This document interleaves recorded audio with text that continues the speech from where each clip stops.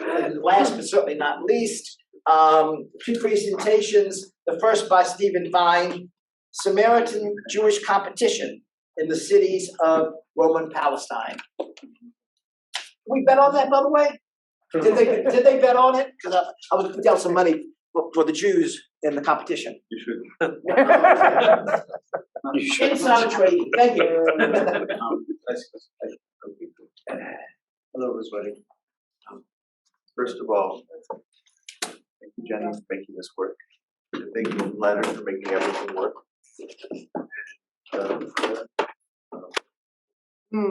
It's been a really wonderful how many hours I've been here, spending them with you and getting to meet you all. A lot of things I don't get to think about very often because what I've been thinking about over the last bit of time is Samaritans.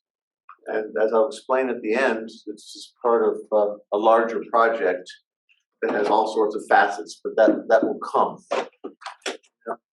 In dealing with the history and the culture of that little piece of land that starts at the end of Phoenicia and continues down to the Negev desert, and all the the cantons that live within it, right? This is going back to your paper. The canton that gets skipped over most of the time is the one between the Galilee and Judea, Samaria.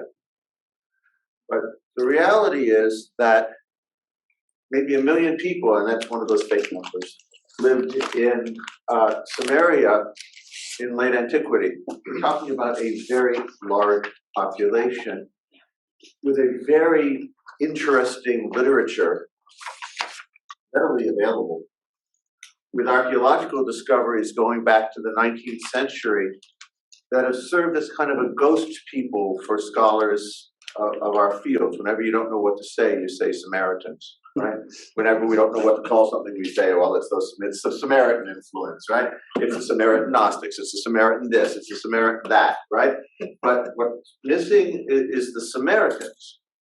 Now, why is that? Well, we all know that in the Western Academy, your chances of getting tenure for a book on Jews and Christians in late antique Palestine are infinitely greater than for a book on Jews and Samaritans in late antique Palestine, right? In other words, you'll hear from your religion department, oh, yours is very interesting because you do Christians, and yours is esoteric because you do Jews and Samaritans, right? In other words, there is a intrinsic institutional bias against this material, and so you won't be surprised that it's often very philological people who have been involved, often Europeans, some Israelis, though not very many in recent years, in Samaritan studies, and it all gets published by Mohr Ziebeck, right? Those wonderful blue books that no one can afford and most people can't see, right? Written in very technical language, even though they've written companions and they've published everything. There's a vast literature that's come out about Samaritans starting in the 1970s. But somehow, as you know, as a major Israeli scholar said, Christianity is the breadth of rabbinic literature, which I looked at and gasped and said, yeah, right. If you turn the pages of rabbinic literature and find who appears the most as locals on the other side, it's going to be, if you're in Babylonia, a lot of Magi, right? A lot of magicians. And if you're in Eretz Israel, a lot of Samaritans. And in Christians, well, you can put them in Peter Schaeffer's little book, and most of that's probably, right? And so what does that mean about the culture and the place and all of that, since we have a blank map? But the problem starts here. We turn down the lights. Is that possible? Would the camera be happy with us if we do that? What do you think? The pictures are so much prettier if you could see them. I can attempt, but it will be experimental. All right, this is an experiment in lighting. You're looking at Mount Gerizim, which is above modern Nablus. Mount Gerizim is the second largest mountain in the region by 600 meters. The taller one, that's much better, is Mount Ebal, but don't tell the Samaritans that. This is the place where Adam and Eve were created. This is the place where Abraham didn't sacrifice Isaac. This is the place where the ark stopped, right? The mountain that was sticking out of the ground, right? After the flood. This is out of the waters, excuse me. This is the place where the tabernacle rested. This is the center of the universe. This is that Iliade Axis Mundi place, right, for the Samaritans. And what you're looking at is the remains, certainly on the bottom of the slide, of their temple, which goes back to the 6th century BCE. So the touch between biblical text and here is pretty close. Wadi Dahlia just lives right in the middle, right? Is really close. And it goes until about 110 BCE when John Hyrcanus II decided to destroy it, okay, as part of his Deuteronomic expansion of Hasmonean territory. And of course, not to be outdone, in the 5th century, the Emperor Zenon put a church, a monumental church on top, which is what you see in the center up above. But this is the place. Off to the right, I don't have a lovely pointer. Do I have a mouse? Does it work? Yes, there's a mouse. All right, off to the right, these are the stones that were set up by Joshua on Mount Gerizim with all of the Torah written on them. And over here, up here, which you can't see, is the place where the tabernacle was. And over there is the place where Akedat Yitzchak took place. And it's the place of pilgrimage for Samaritans, all 850 of them to this day. Now, that may not sound like very many people, but in 1900, there were 119 or so. So they've gone through exponential growth. In no small part, thanks to the Zionist movement and a man named Yitzchak Ben Tzvi, who took them under their wings. They would not exist if it were not for Ben Tzvi, having taken them, followed the direction of Ahad Ha'am, who said, how can we let these people disappear, right? And so the Zionist movement brought them in. For those who are interested, Samaritans are full citizens of the state of Israel. Their priests are paid by the government. Thank you, Mr. Ben Tzvi. And on, and I can do this forever. Okay, here you see Samaritans on the mountain on the pilgrimage of one of the 3 pilgrimage festivals, right? They still wear the fur hats. As you can see, they are literally circumambulating the mountain, right? Wearing staffs, carrying staffs just as you would going out of Egypt, right? Up above, you see one of the children and some of the women continuing that. In the center is a father and son with a brand new Sefer Torah that they wrote for the community in Cholon. Half live in Cholon and are fully Israeli, half serve in the army, half live in Mount Gerizim, moved up there during the first Intifada. Why? Because they weren't really welcome in Shechem during the first Intifada and they were being butchered, and so they built themselves a yeshuv on top of the mountain. Okay? And so the Samaritans in Mount Gerizim have a more complex identity. I know one who works for budget at Lod Airport. I know another who is a principal in the city of Nablus, right? And so it's a very complex identity that they're living up there. And we could go on forever, and we will. Down below, the famous Passover Sacrifice. And on the side, again, people carrying the Torah on the pilgrimage to the mountain. Samaritans used to have a rather wide range. As far as southern Italy on the left, up to Thessalonica, down in the 2nd century BCE to Delos, and listen to what they said. And let's take a look at the Delos inscription just for our purposes, number 3. The Israelites on Delos who made offering to the temple on Ar Gerizim, that's how they say it, it's like Armageddon, right? Ar Gerizim, it's that good Second Temple pronunciation. With give a gold crown to Serapion, son of Jason of Knossos, for his benefaction toward them. So these people were all over the Mediterranean, and they feel like a ghost because it's like sort of pop up in another place every 20, 30, 50 years, but there's a lot of them. Now let's take a look at our map, which goes back to what we talked about before. Jews were up in the Galilee. They were in the southern part of the Golan Heights. They were down below in Judea, in the area of Beit Green and south and west into the Judean hills near what's now Susia, south and in Hari Hebron. Christians were along the coast. Christians were in Phoenicia, in the Western Galilee, what we would call today the Western Galilee. Christians were in the Jerusalem district around Beit Guvri, but Jews were there as well. Jews were not in Jerusalem in the Byzantine period. When I say cantonization, I really mean it, right? And without Route 6 to take you from place to place, it took a lot longer to get there, right? So that people didn't feel that level of closeness that we feel driving through a country the size of New Jersey. Samaritan archaeological sites have been found in a number of places, from Beit Shan in the north to a number of synagogues around holy Mount Gerizim, which I put a sunshine on, at El Kherbe, at Cherbet Samara, at Sur Natan, at what's now Apollonia Arshuf, which is Herzliya, down to Tel Castile, which is Ramat Aviv, down to Kibbutz Na'an, Shalavim, and Mayos. We have a lot of Samaritan sites from antiquity, okay? And I could go on to the Middle Ages and talk about the communities in Gaza and in Ashkelon and in Tulkarem and on and on and on, right? But for our purposes, just to give you a sense of what their distribution was, okay?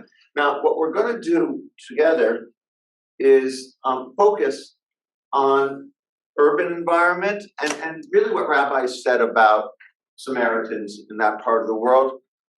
Another time we'll talk about what Samaritans said about Jews. It's a different conversation, but it was no more pleasant or no less pleasant. It's just as complex. But we can only do one in the amount of time that we have.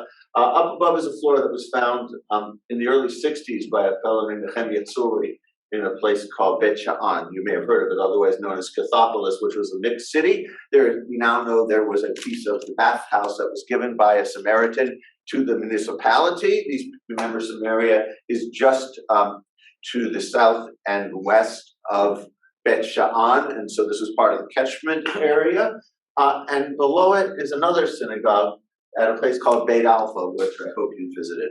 The mosaic up above is at the Israel Museum. The mosaic down below is on site. Okay, but when the synagogue at Beit Sha'an, actually northern Beit Sha'an, was found, they didn't know what to do with it, because if you look at it, you can see it comes with a little Samaritan inscription, which is really Greek, written in Samaritan letters, because somebody didn't know his Samaritan so well, his Hebrew so well, but he wanted the image, and it was sort of like Yiddish and Ladino. God help Ephraim and Hanan. That's great. But the interesting thing is that both of these places come with inscriptions saying that they were built by a fellow named Marianos and his son Hanina. In other words, the same artisans. Now, I can't imagine that they were very good up above and really mediocre down below. Okay, so we're dealing with different phases of the buildings and when they were built and what was being fixed at any given time, but that doesn't matter for our purposes. If you notice, these are virtually the same image, right? The Torah shrine, the menorahs on either side, both from the 6th century. You can see they each have a shofar. The one down below has lions, the one up above doesn't have lions. They each have an incense shovel. But what the one up above doesn't have and the one down below does have is a lulav and etrog, right, for the festival of Sukkot. When this was first found, Sori said, well, this is a building that was shared by Samaritans and Jews. He must have thought it was like, a Jewish community center or something, right? It was more complex and more interesting. Because while Jews interpret the biblical commandments, the physical phrases that require you to take these various plants and create a structure or a object for Sukkot that eventually leads to the lulav and the etrog for Jews, Samaritans read the same verse and said, we have to make a Eitz Pri Hadar, which is all the beautiful fruit in the world, to make our sukkah. So on the right is the Samaritans interpreting a biblical commandment, and on the left is the Jews interpreting a biblical commandment in fundamentally different ways. Incidentally, what the Samaritans do is closer to what happens in the book of Nehemiah and Nehemiah, where they go out and they have to bring all different kinds of sticks to build a sukkah. But we'll leave that for the moment. That's the high priest. That's the thing I didn't mention. The Samaritans have a high priest. The high priest is not a descendant of Aaron only because they ran out of descendants of Aaron. He's the next best thing. He's the next family of Kohanim over, right? The high priest is chosen from that family as essentially the last one to still be alive. In other words, he's chosen by God, as they say. Samaritans, you may know, only Samaritans do not maintain the same traditions as Jews. They have one holy book, it's called the Torah, nothing beyond it. Their Hebrew is developed based upon that. Their rituals dependent upon that, and a rich literature has come out of that. Okay? Now, here's another set of synagogues that were discovered, one at Kibbutz Shalavim. My YU kids are always amazed when I point out that right behind the yeshiva, there's a Samaritan synagogue. And this one has two menorahs, and in the center is a stepped pyramid-looking thing that E.L. Koenig thought was an image of Mount Gerizim, which isn't a bad guess. Down below, the Hebrew, Shema, which is how they say God. It's the Samaritan version of Hashem. Shema yimloch olam va'ed. There's no lamed as there is in the Jewish. It's the Samaritan version of the Pentateuch, which in most cases is a typical Second Temple period version of the Torah. It's something we kind of know about now that we have the Dead Sea Scrolls. The only distinction between theirs and ours is that they have in our variants, the 10th commandment for Samaritans is no sacrifice on Mount Gerizim, which is enough to make Jews crazy. Now, Ramat Aviv, these folks wrote in Greek again with Samaritan script, and you see their nice Greek names. We don't have a lot of Samaritan inscriptions that are not formulated like Hashem Yimloch Olam Va'ed. There's no vernacular Samaritan. It's always Greek with Samaritan letters, which will come back to be discussed later. Or this, which is in a convent in Bethlehem, right? Baruch Shemo Le'olam. That's good. Which is common in the Samaritan liturgy. On the other side, it says Es Theos, one God, which Christians use a lot and Jews hardly ever use as a phrase. But Samaritans use a lot as well. In case you want a letter chart to read it, I provided.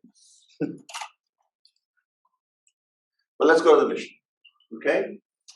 The Tosefta, excuse me, the Tosefta, the 3rd century collection of Tannaitic sources.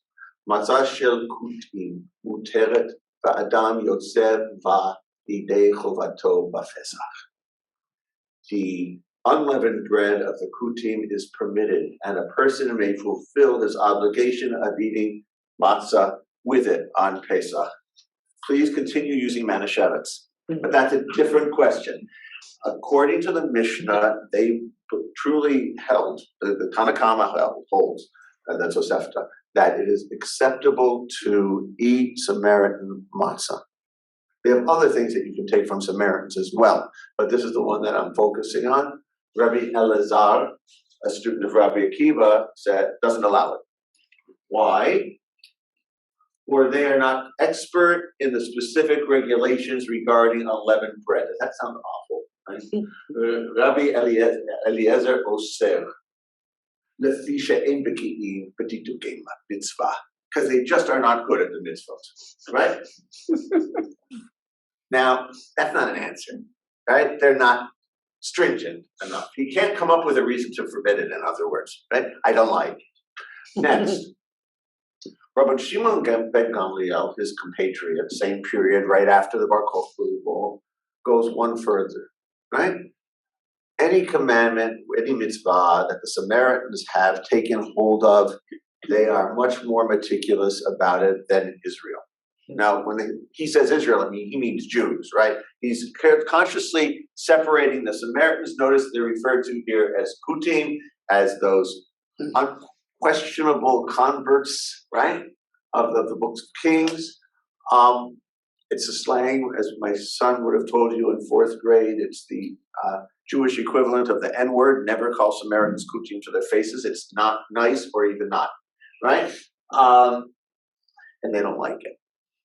But what we see here is rabbis after the Bar Kokhba revolt, including Samaritans in the Israelite polity, very clearly. And we know that after Bar Kokhba, in that period, after the first revolt and through the second, Samaritans were moving down into the coastal plain, moving into the, both near Caesarea, south of Caesarea, and as far south as Kibbutz Na'an and Emmaus and all those other stones that I showed you from the south. So they're a growing populace through the 3rd, 4th centuries.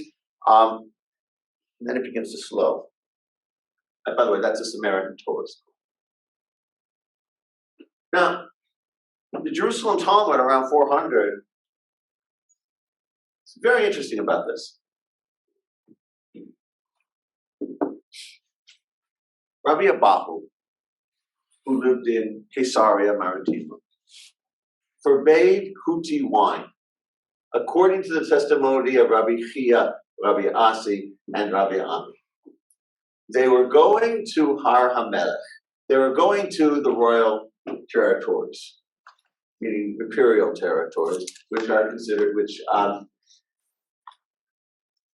and they came and they related and they saw the Samaritans drinking non-Jewish wine, non-Israelite wine. And they're drinking wine made by idolaters, meaning Romans, okay, or local indigenous Gentiles. They came back to Rabbi Abahu and said, we saw Samaritans drinking stuff they shouldn't be drinking. And what did he do? He said to them, can we not forbid Samaritan wine for this reason alone? The alone that I added, that's actually the point. Rabbi Abahu in Caesarea is living in a city where Jews and Samaritans outnumber pagans together, and Samaritans outnumber Jews. Remember, we're right next to Samaria. In other words, he is trying to distinguish his community from the Samaritans, okay? Because the Samaritans are right next door. In the 3rd and 4th century, when he lived, when this text was written, there was a leader in Nablus, in Shechem, called Baba Rabba, right, the Great Gate, who built a number of synagogues, created a legal system, created a school system, was creating a Samaritan Renaissance, right? And here's Rabbi Abahu in Caesarea as the sort of outpost of the Amoraim, whose center was in Tiberia, okay, around his teacher, Rabbi Yochanan. So he felt some sort of pressure and wants to forbid Samaritan wine, okay? You forbid Samaritan wine, remember, this is Judaism. It doesn't talk in great theological categories. It does theology through law. And so you forbid someone's wine, it means you've forbidden them, you've made them outcast, they're no longer Israelites in some way that's not explicitly stated, right? This is a system of case law. And so here we have Rabbi Abahu in Caesarea. But don't worry, Rabbi Abahu didn't like anybody. He didn't like people who were wealthy who didn't agree with him. He didn't like people who were poor who didn't agree with him. It was a moment of rabbinic self-construction in the mid-3rd century, where the rabbinic community, what some people would call a rabbinic class, but I'm not a Bavarian, so I don't use that language, right? Where the rabbinic community was beginning to congeal around an institutional structure around Rabbi Yochanan ben Abcha in Caesarea, and this was the outpost. And Rabbi Abahu, being in the outpost, feeling some sort of pressure, we talked about this in Cleveland the other day, pulled in, right? Pulled into himself, pulled into his community and said, no Amei Haaretz, no Kutim.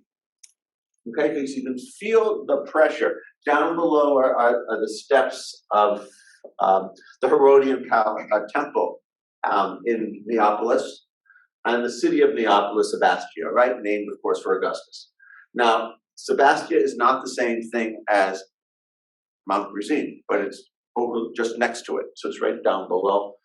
And here's what happens.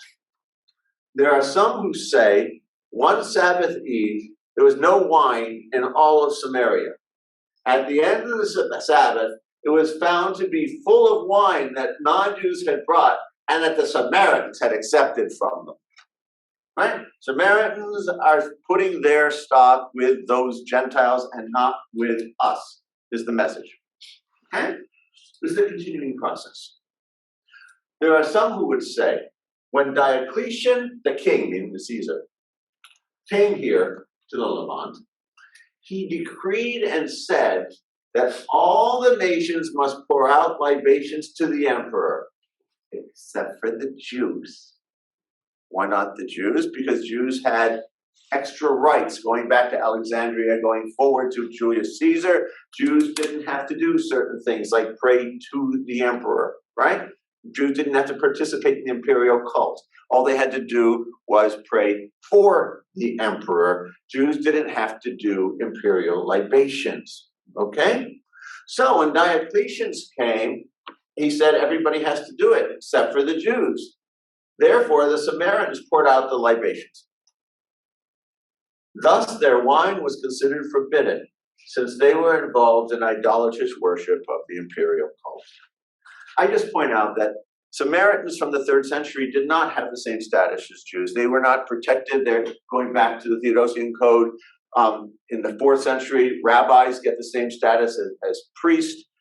Rabbi Yehuda Nasi had a friend who was an emperor. Jews were doing very well with the empire around the time of Diocletian.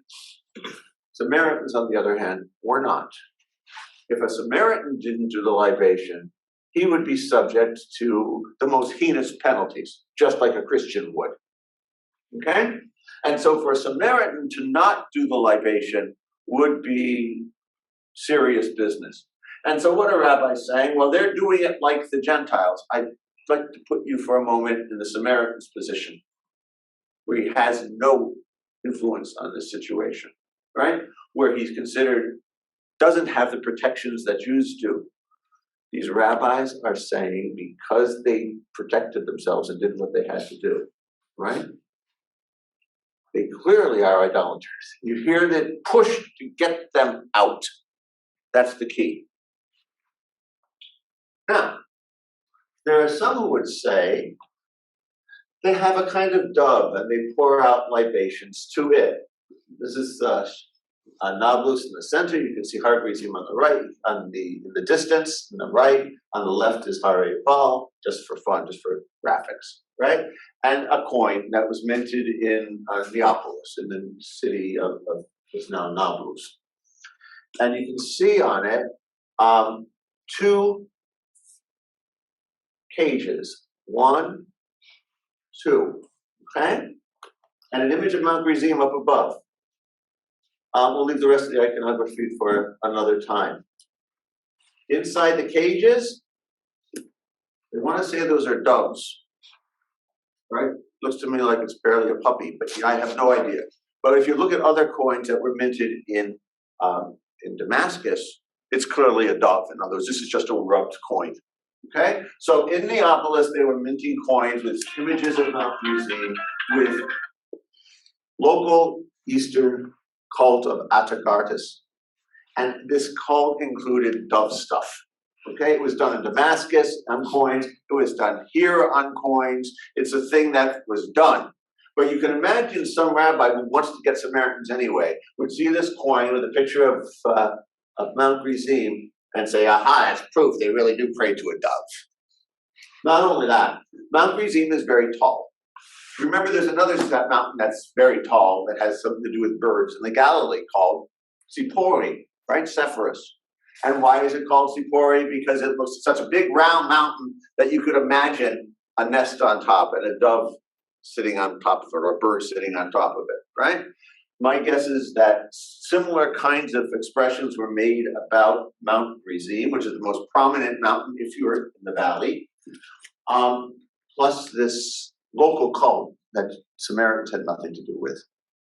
But maybe one of them did. Who knows? And that seems to have been enough to create this schism, because it was important to Rabbi Abahu to have it. Now, the truth is that even in Samaritan mosaics, which is the one on the right, on the left, you see this bird cage. But notice what's not in the cage, a bird. In the Christian one on the right, and in the Jewish one in the middle, there are very nice birdies.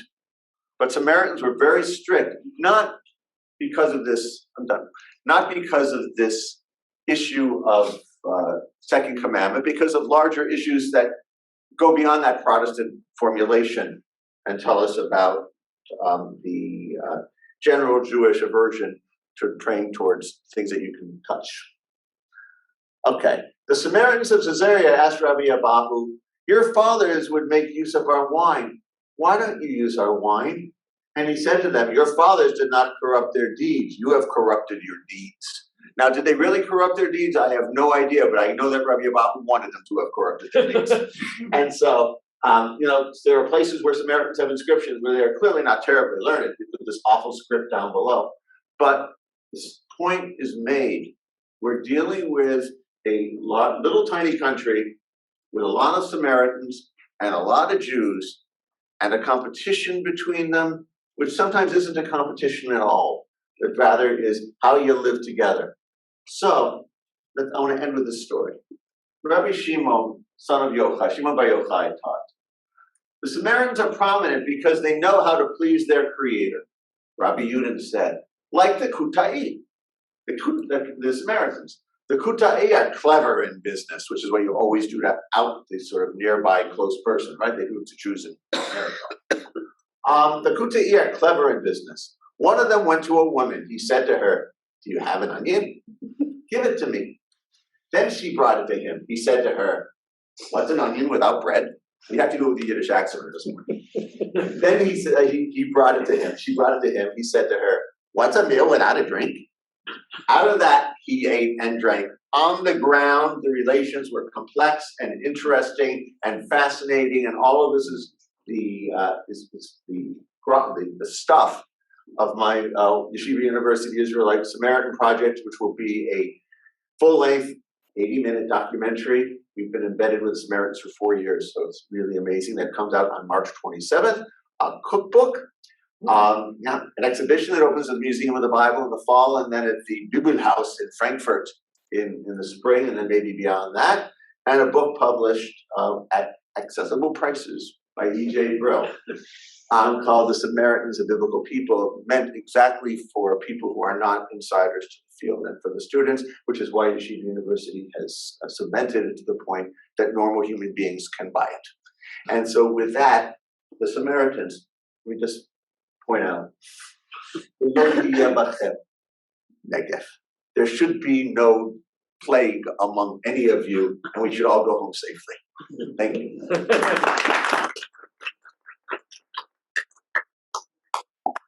Plenty of time, yes. Oh, good. How much time do we have? About 10 minutes. 7. I had a feeling that's what I figured I was on. Good. Yeah. That's the reason why the Samaritans were called Kutim.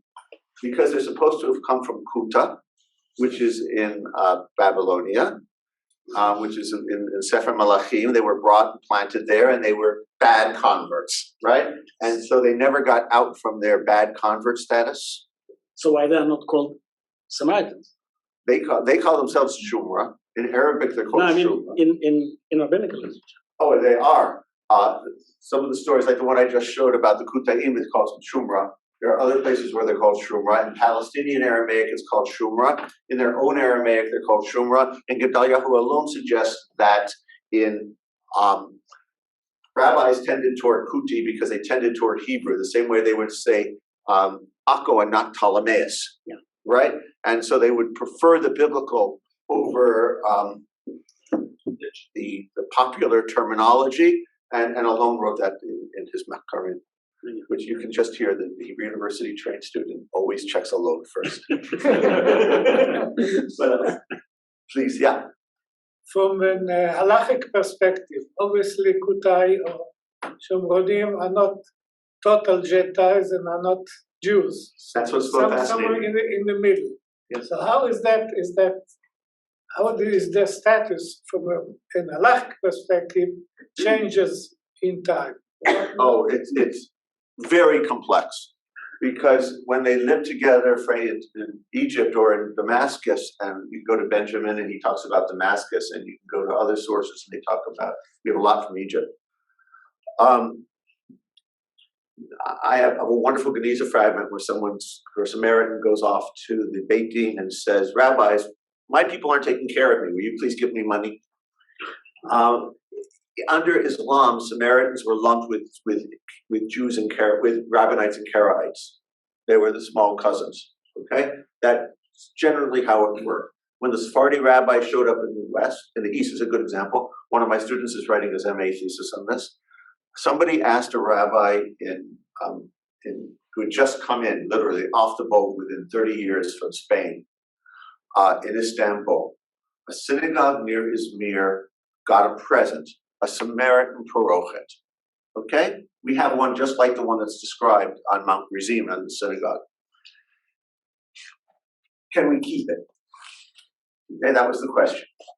Because it's beautiful and it has writing on it and it's gold, and why can't we keep this, right? Some nudnik currently walked into the shul and said, how can you keep that? It's from the Kuti. Some nudnik, right? Now, this because that's how all these questions have come up in halachic literature. That's what Sheilot and Tshuva are. Nudniks bother somebody, otherwise life goes on. So this rabbi spends pages, and my student is struggling with translation, but making him translate the whole thing. And it's not because of the Hebrew. Those Hebrews not good. Rabbi goes through and for pages says, these people, they're fine. You can keep it. They're not idolaters. Even if the ones on Mount Gerizim have what my grandmother would call the Getchkas, had the statue, right? The other ones don't. We know what they are. We've seen them in their synagogues. They don't do anything wrong. We've been with them for 1,000 years in Islam, or 500 years in Islamic countries. He doesn't say that part, right? But he says there's nothing wrong with them, right? And at the end, having said all of that stuff about how there's nothing wrong with them, he says, get rid of the carpet, right?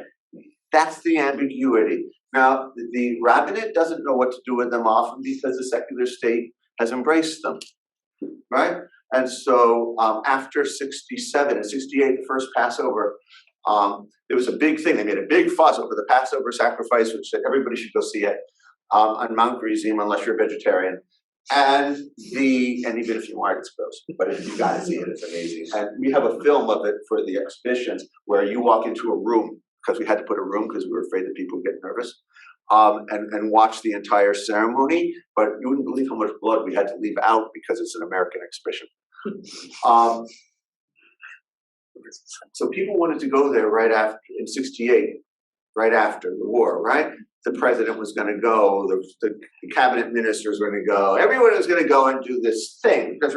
And most importantly, Rachel Yenit Ben Svi was going to go, right? Because she's the wife of, right? She was part of this whole thing. And she went, we have pictures of it.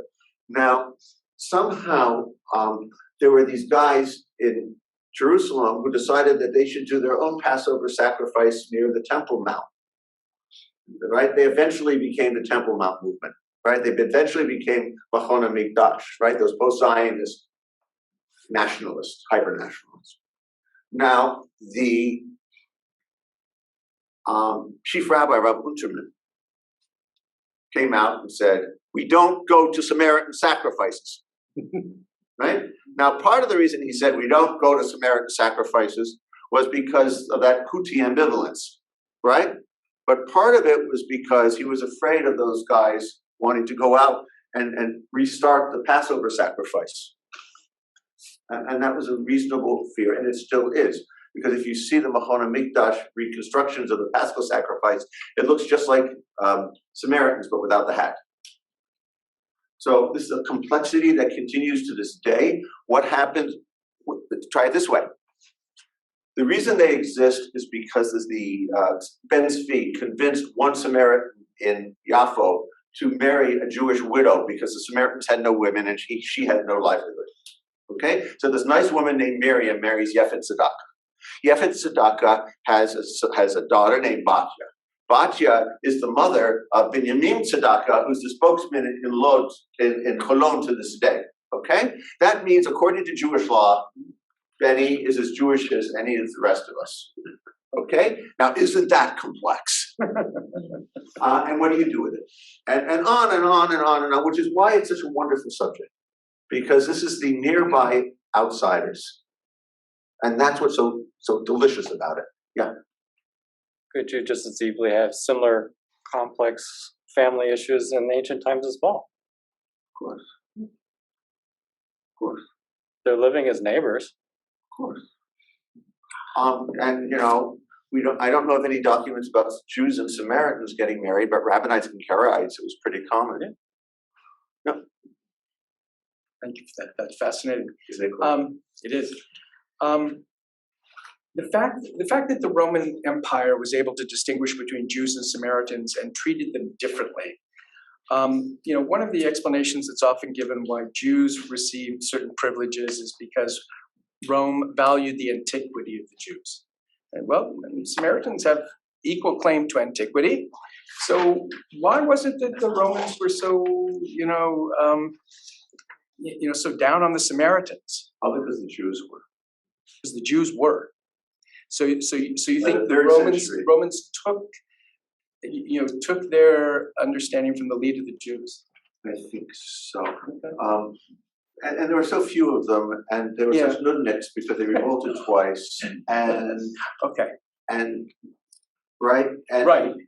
that moment when John Hyrcanus destroyed their temple did not create happy relations. After all, the New Testament talks about a guy called the Good Samaritan. You know why he's called the Good Samaritan? Because there's only one Good Samaritan.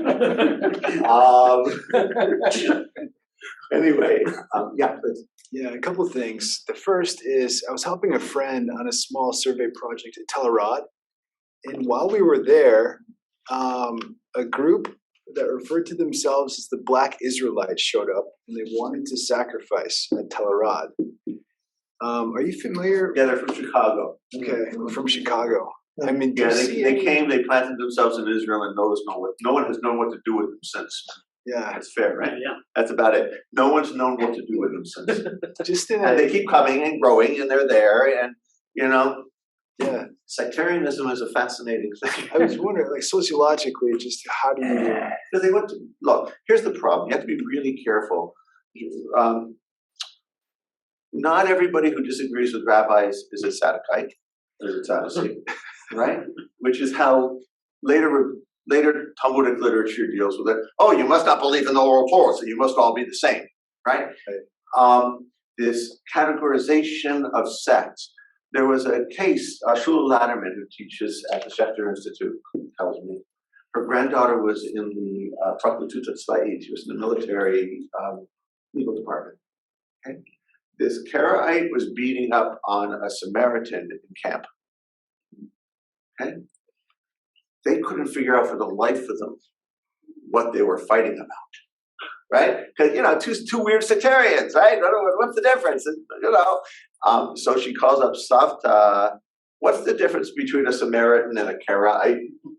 Right? We want to be very careful not to do exactly that. There was a major Jewish library in New York that once did an exhibition about Samaritans and Karaites in the same breath. That's sort of like putting Baptists and Catholics in the same exhibit. You just can't do it. Right? Or Greek Orthodox and Catholics. And there's a certain point where